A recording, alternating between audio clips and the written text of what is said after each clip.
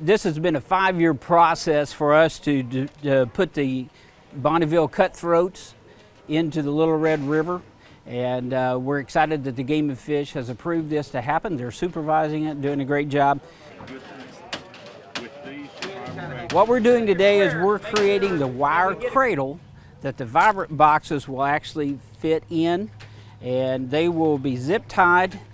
These wire cradles with the vibrant boxes inside will be placed in a hole in the riverbed, and we'll cover them up with gravel. And the Bonneville Cutthroats will hatch from the boxes, swim outside the cages, and swim into the moss and everything until they grow large enough for us to enjoy catching them over the next 10, 20 years. From the vibrant boxes, we'll see about a 90% hatch rate.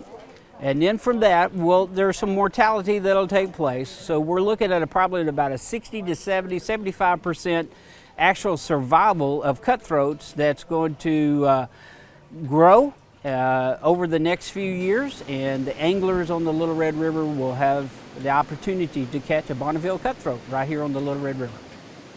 We've ordered these vibrant boxes in from Wyoming. The eggs will be coming from Wyoming as well.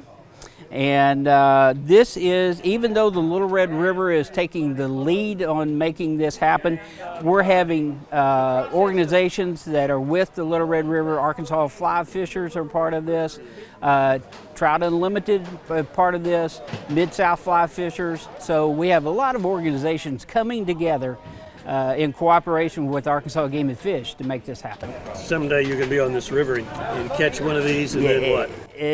How exciting would that be to be a part of this, putting these eggs in the river, and say 3 years, 5 years from now that you catch one? How exciting would that be?